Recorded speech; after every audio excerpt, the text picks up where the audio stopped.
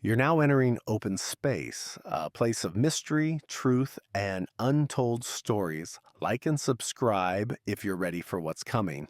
The sun sets over a ruined cityscape. Skyscrapers stand half collapsed, streets cracked and overgrown with weeds. In the distance, a lone figure walks slowly carrying a battered backpack. Dust hangs in the air, glowing orange in the dying light. He steps carefully over a rusted car, its frame twisted by time. His boots crunch broken glass. His eyes scan the empty windows of abandoned buildings, alert but tired. The silence is heavy, broken only by the distant caw of a crow. He pauses near a crumbling storefront. In the shattered glass, he catches his reflection, weathered, hollow eyed. He touches the glass briefly, almost in disbelief, then moves on without a word. He enters an abandoned diner. Dust floats in the air. Broken chairs and overturned tables litter the space. He moves behind the counter, searching, finding only rusted cans and faded pictures pinned to the wall. He finds a battered canteen. Sniffing cautiously, he fills it with rainwater collected in a cracked bowl. He drinks, grimacing at the taste, but grateful. A faded poster behind him reads, "Better days ahead." He steps outside as night falls. The city skyline looms in shadow, broken and skeletal. He pulls his jacket tighter, looking up at the black, starless sky. A cold wind blows loose papers across the street. Finding an abandoned bus, he climbs inside. Seats are torn, windows shattered. He settles in the back, pulling his backpack close. His eyes slowly close as the wind howls outside. He dreams of a woman and child laughing, playing in a sunlit park. Their faces are blurred, unreachable.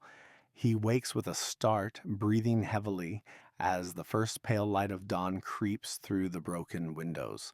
He shoulders his backpack and moves again. Streets grow narrower, vines creep over rusted street signs. He passes a broken billboard showing a faded slogan, "The future is now."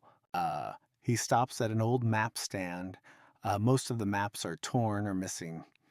He traces a path with his finger, lips moving silently. A route leading out of the city, a new destination, a hope. As he moves deeper into the city ruins, he hears something, a faint metallic clatter echoing between buildings. He freezes, heart pounding, scanning the empty streets. No movement, but he's not alone anymore. Slowly, he backs into the shadow of a collapsed wall, breathing shallowly. His hand instinctively grips a rusted crowbar tied to his backpack. Silence returns, but it feels charged. Something watches. A low growl breaks the silence. He turns sharply. A wild dog, ribs visible, teeth bared, eyes glowing with hunger. More figures lurk behind it, shapes moving in the debris. He stands his ground, shouting and swinging the crowbar. The dogs hesitate, snarling and circling. One lunges. He strikes hard, connecting with a sickening thud. The others retreat, but not far. Breathing hard, he backs away, eyes never leaving the pack. Slowly, step by step, he puts distance between them until he disappears into an alley choked with rubble and vines. Inside the alley, he finds a broken manhole cover. Desperate, he lifts it with effort and climbs down into darkness, pulling the cover back over his head. The tunnel is pitch black. He flicks on a small flashlight, its weak beam revealing dripping pipes, mossy walls, and graffiti warnings. "Don't trust the light," reads one, smeared in red. He moves cautiously through the tunnels, water sloshing around his boots. Rats scurry away in the darkness. Every step echoes. He stops. hearing a soft, rhythmic tapping ahead. Peeking around a corner, he sees an old radio lying on the ground, crackling faintly. It's broadcast in a broken loop. Sanctuary, safe zone. North, then static. His hand trembles slightly as he picks up the radio. A glimmer of hope flickers in his weary eyes. North, a direction, a reason to keep moving. The man pushes forward, following the faint static from the radio. As the tunnel twists and narrows, his flashlight flickers, threatening to die. He mutters to himself, trying to ignore the fear creeping in. Suddenly, the flashlight goes out. Darkness. The man freezes. His breathing is heavy, panicked. A faint, scratching sound echoes from the walls. The air smells stale, thick with mold. The scratching grows louder, panic sets in, he fumbles for his lighter, sparks fly, and the small flame reveals a grotesque sight. Scratches like claw marks cover the walls. His hand trembles as he inspects the marks. Something in the shadows moves. A faint breath. He whips around, our eyes wide. The flashlight comes back on, but nothing is there. He exhales shakily. He pushes forward again, faster now, his footsteps echoing off the walls. He rounds a corner and sees a faint glow ahead. The radio crackles louder, a distorted voice speaking. "Get out before they find you." He moves cautiously toward the light, drawn in despite the warning. As he gets closer, the glow turns green, illuminating a strange bioluminescent fungus growing on the walls. It pulsates softly, like a heartbeat. The fungus seems to react to his presence, its glow intensifying. Suddenly, a low hum fills the air, vibrating through his chest. The walls seem to close in. The air grows thick, making it harder to breathe. Desperation sets in. He backs away, but the walls seem to shift, trapping him in. The hum grows louder. His heart races. He stumbles, almost falling, as the tunnel becomes increasingly disorienting. He suddenly hears a sharp, metallic screech from above. Looking up, he sees rusted pipes coming loose from the ceiling, descending toward him like jagged spears. He rolls to the side just in time. Gasping for breath, he stands shakily, his body covered in sweat. He looks ahead. Another set of glowing eyes watches him from the shadows. This time, he doesn't run. He prepares for whatever's coming next. The man, still breathing heavily, slowly approaches the glowing eyes. They blink, almost in slow motion, before a figure steps out of the shadows. It's humanoid, but something is off. Its limbs are too long, its skin too pale. The figure steps forward, its movement fluid and unnatural. The man takes a step back, his eyes wide with fear.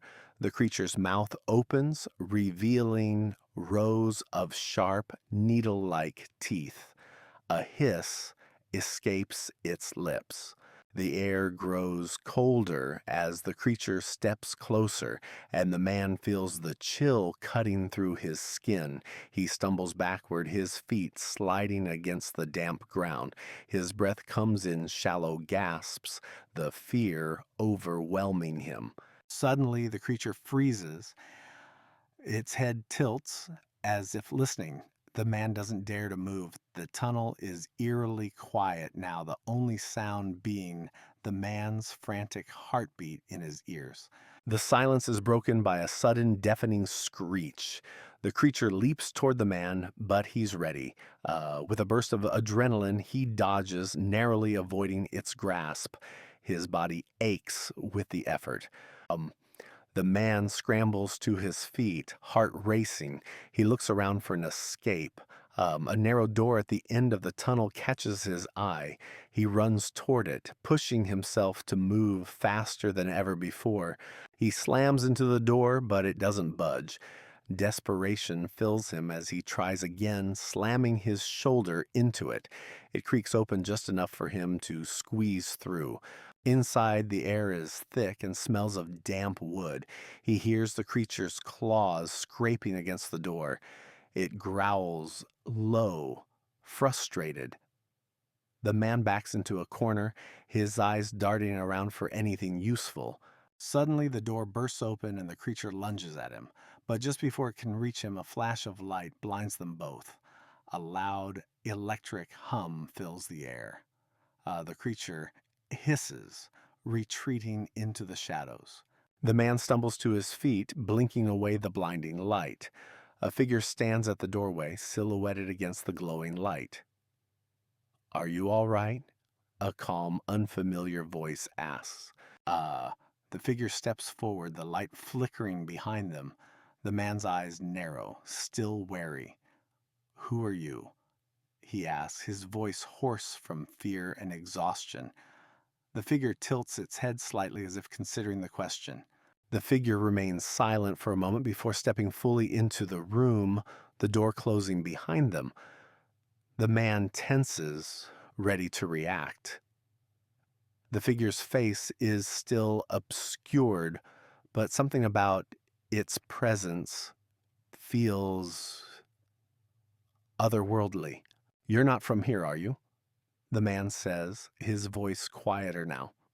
The figure pauses for a moment before answering, its voice cold and hollow. "Number, I am not from your world," it replies, the words carrying an unsettling finality. The man's heart skips a beat. "Then why are you here? What do you want?" The figure steps closer, its face still hidden in darkness.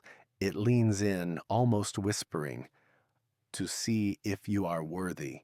A soft, almost imperceptible hum fills the room. The figure raises one hand and the air around them shimmers. The man feels a strange pressure in his chest, like the atmosphere is changing. Something is happening, but he can't explain it. Suddenly, the door to the room slams open again. The man turns in shock, but there's no one there. Only the soft, distant sound of footsteps echoing down the hall. The figure remains unmoved, its eyes now glowing faintly. "Don't worry," the figure says, its voice now softer, almost reassuring. "They're not here for you." The man frowns, still unsure whether to trust this strange being. "Who are they?" he asks, barely above a whisper. The figure steps back into the shadows, its silhouette becoming even more indistinct. "They're the ones who have been watching you," the figure says. "They want you to make a choice." The man shakes his head, trying to process everything. The man hesitates. His mind races as he recalls the strange occurrences leading up to this moment. The figure's words echo in his mind. Make a choice. What does it mean? What does he have to choose? Finally, he speaks, his voice barely audible. "What kind of choice?" The figure's glowing eyes flicker with something that could be amusement or perhaps pity. "A choice that will determine everything," it responds cryptically. The figure steps even closer, its presence now almost suffocating. "The choice is simple," it says, its voice low and haunting. "You must decide what you're willing to sacrifice to save yourself." The man recoils, fear taking root. The man's mind races as he tries to understand the implications. "Sacrifice," he whispers, unsure if he's even asking the right question. "What could I possibly sacrifice?" The figure's eyes narrow, a smirk playing at the edges of its lips.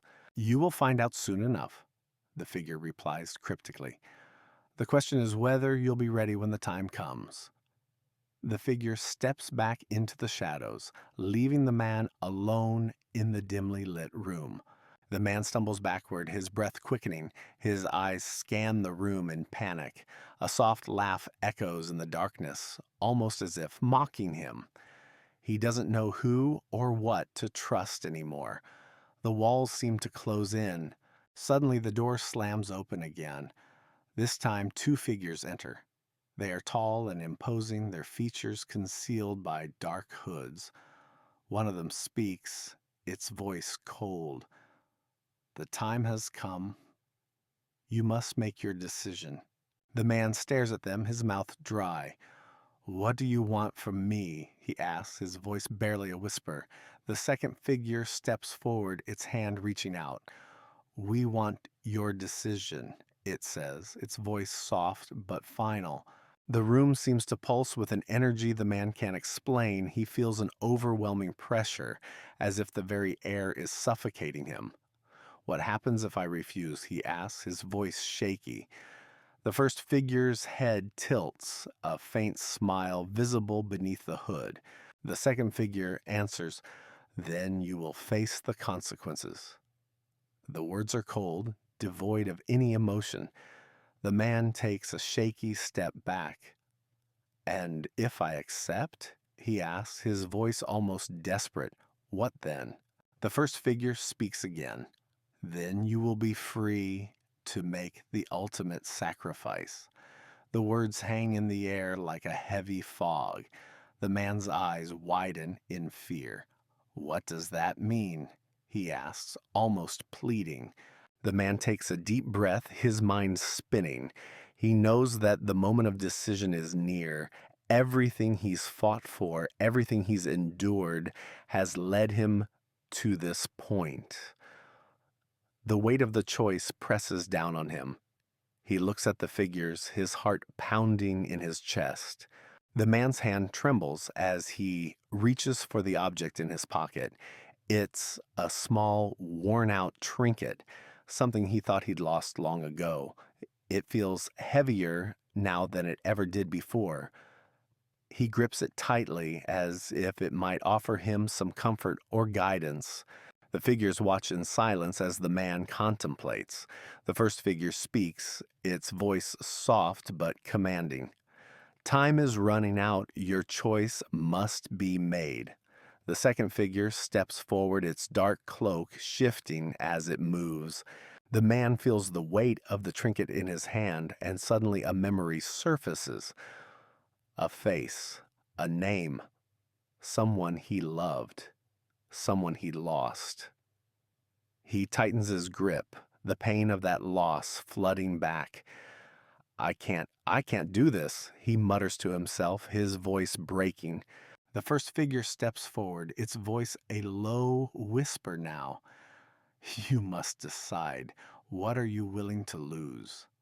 The words echo in the man's mind, twisting and turning. He looks up, his face a mixture of fear and resolve. Everything, he whispers. The second figure raises a hand, and a door appears in the wall, almost as if it's been there all along. It creaks open slowly, revealing a blinding light from the other side. The man stands frozen, his mind racing. What lies beyond that door? Is it freedom or something worse? The figures remain silent as the man approaches the door, his feet heavy as if unwilling to move. His breath comes in shallow gasps, and for a moment he hesitates. Is this the end? He asks, his voice barely audible. The figures offer no response. The man steps forward, his hand reaching out toward the doorknob.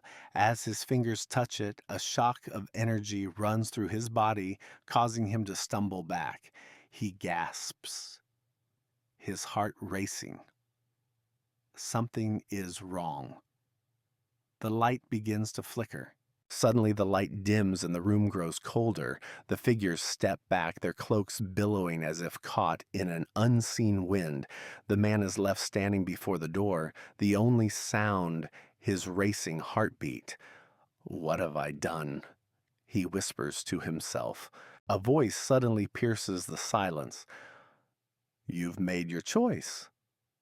The man turns to see the first figure standing behind him, its eyes glowing eerily. The room is cold, and the air feels thick with anticipation. The choice is final now. Um, the man looks down at the trinket in his hand, his heart sinking. He knows that whatever happens next, there's no turning back. With a final breath, he steps toward the door, and the light engulfs him. The light is blinding, and the man feels himself being pulled through it. For a brief moment, he is weightless, floating in an endless void. His mind races, his decision, his past, everything that brought him to this point. Suddenly, the man is dropped onto solid ground. His knees buckle as he crashes to the floor. He gasps for air, the world around him now dark and quiet. He's in an unfamiliar place, but there's something hauntingly familiar about it. A distant sound echoes in the silence, a faint whisper. He strains to listen, but the words are too soft, too fragmented to understand. His heart races, his senses heightened. The whisper grows louder, closer, but he can't pinpoint its source. The shadows around him begin to shift and form shapes, dark figures emerging from the corners of the room. They are indistinct, their features blurred and undefined, but their presence is unmistakable. The man rises to his feet, his body tense with fear. One of the figures steps forward, its shape becoming clearer. It's a tall, thin man, his face obscured by shadows, but the coldness in his eyes is unmistakable. He speaks, his voice a low growl. "You should never have come here." The man stares at the figure, his heart pounding in his chest. "Who are you?" he asks, his voice shaky but demanding. The figure smiles, a cold, cruel smile. "You'll find out soon enough." The figure steps aside, revealing a door, its surface covered in strange, glowing symbols. The air around it crackles with energy, and the man feels an overwhelming pull towards it. The whispers grow louder, urging him to move forward. The man hesitates, his hand hovering near the door's handle. The whispers grow into voices now, overlapping, frantic, as if warning him of something terrible. He tries to shut them out, but they seem to invade his thoughts, feeding on his fear. With a final breath, the man grabs the handle and twists it. The door opens slowly, revealing a blinding light on the other side. The man steps forward, his body tense, ready for whatever lies beyond. The light envelops him completely. His vision blurs, and for a moment he feels as though he is falling. The world fades away, and everything goes black. Everything is dark. He is floating in the void again, weightless, suspended in an infinite blackness. His thoughts are slow, as if time itself has stopped. A voice echoes in the emptiness, calling his name, familiar yet distant. The voice grows louder, clearer. "You can't escape. You must face what you've done." The words hit him like a punch to the gut. The weight of his past, of every choice he ever made, presses on him, suffocating him. Suddenly, the void begins to shimmer, and he feels himself falling. His stomach flips as gravity returns, and the ground rushes up to meet him. He crashes onto a hard surface, the impact jarring his body. He opens his eyes to find himself in a desolate place, a city in ruins, abandoned and overrun by nature. Broken buildings rise like skeletons in the distance. The silence is deafening, and he feels utterly alone. In the distance, he sees a figure. It's a woman standing still, her back turned to him. She's wearing a long, tattered coat, and her hair flows in the wind. The moment he notices her, the air grows colder and the ground beneath his feet trembles. The woman slowly turns around. Her face is pale, her eyes dark and vacant. She doesn't speak, but her gaze is enough to freeze him in place. There's an undeniable sense of dread in her presence. Without a word, the woman begins to walk towards him. Her movements are slow, deliberate, as if each step is calculated. The ground cracks beneath her feet with every step she takes, like the world itself is breaking apart. The man takes a step back, his body tense with fear. The woman's pace quickens and he stumbles backward, his heart racing. The world around him seems to distort, like reality itself is warping. Suddenly, the woman stops. She stands still, staring at him with an unblinking gaze. For a moment, time freezes. Then she speaks, her voice like a whisper carried by the wind. You are not meant to be here. The world around them begins to collapse. The buildings fall apart, the ground shakes violently. The woman's figure blurs, her form becoming a shadow, and the man feels himself being pulled into the abyss. The man feels the darkness closing in around him, but instead of fear, he feels a strange calm. His mind clears, and for the first time, he truly understands the weight of his actions. The truth is undeniable now. A light begins to shine through the dark void, growing brighter with every passing second. It envelops him, surrounding him completely. He feels a sense of peace as the light touches his skin, healing him. The woman's shadow begins to fade, her form dissolving into the light. As she vanishes, the tremors cease, the ground stabilizes, and the chaos around him begins to settle. The city is quiet once more. He looks around and sees that the city has transformed. What was once ruined is now alive again, buildings rising from the ground, trees sprouting from cracks. It's as if time has reversed itself. The man takes a deep breath, stepping forward. The ground beneath his feet feels solid, the air crisp and clean. He no longer feels lost, but instead a sense of purpose fills him. He reaches a building, a tall structure that towers above him. As he approaches, the door opens on its own, welcoming him inside. He steps through the threshold, and everything goes quiet. Inside, the space is vast and empty, but there's a sense of peace. A single chair stands in the middle of the room, bathed in soft light. He knows he must sit.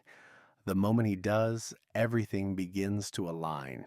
The room begins to fill with a low hum, the air vibrating around him. Um, the chair seems to merge with his body, becoming a part of him. He feels a sudden connection to the world, as if everything is part of one grand design. Suddenly, everything around him fades into light. The chair disappears, and the room is replaced by a vast, open space. A figure appears before him, bathed in blinding light. Um, it's the woman, but her form is no longer threatening. The woman smiles, her eyes full of understanding. You have found it, she says, her voice now gentle and warm. The man nods, finally at peace.